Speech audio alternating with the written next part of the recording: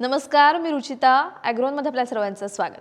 मशागतीला सुरुवात होतीये. मागच्या व्हिडिओमध्ये आपण जमीन आणि पिकाच्या प्रकारानुसार मशागत कशी करायची ते पाहिलं. त्यात आपण अवजारांची नावंही पाहिली. आज आपण मशागतीसाठी वापरला जाणारा तव्याचा नांगर म्हणजेच डिस्क हॅरोची माहिती जाणून घेणार आहोत. जसं हा नांगर कोणत्या जमिनीत वापरावा, त्याच्यासाठी किती अश्वशक्तीचा ट्रॅक्टर वापरायचा आणि महत्त्वाचं म्हणजे त्याचे फायदे काय आहेत, या सगळ्याची माहिती आपण आजच्या व्हिडिओमधून जाणून घेणार आहोत. त्यामुळे व्हिडिओ शेवटपर्यंत नक्की बघा.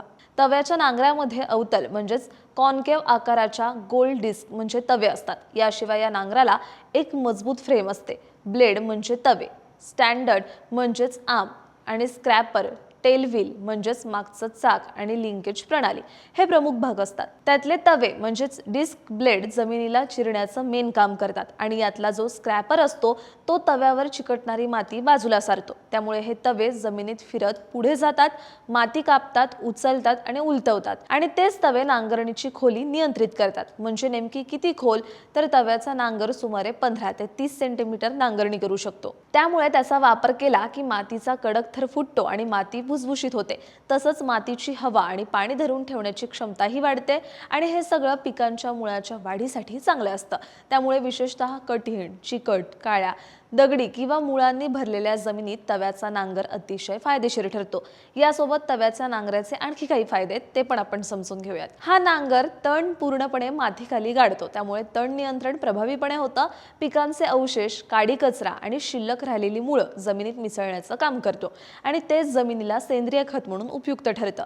ओलसर आणि चिकट जमिनीत जिथे आपला पारंपरिक नांगर अडकतो त्या जमिनीत हा तवा नांगर सहज काम करतो. त्यामुळे कापूस, ऊस, सोयाबीन, गहू यांसारख्या पिकांसाठी जमीन तयार करताना हा नांगर अत्यंत उपयुक्त ठरतो.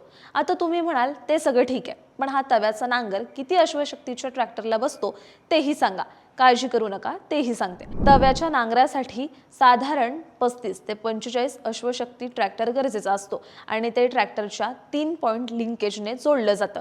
काही डिस्क हॅरोमध्ये हायड्रॉलिक प्रणाली उपलब्ध आहे. त्यात 2 किंवा 3 डिस्क असलेले नांगर असतात. आपल्याला गरजेनुसार आपण ते निवडू शकतो. ही माहिती डॉक्टर पंजाबराव देशमुख कृषी विद्यापीठातील कृषी शक्ती आणि अवजारे विभागातील प्राध्यापक डॉक्टर A.V.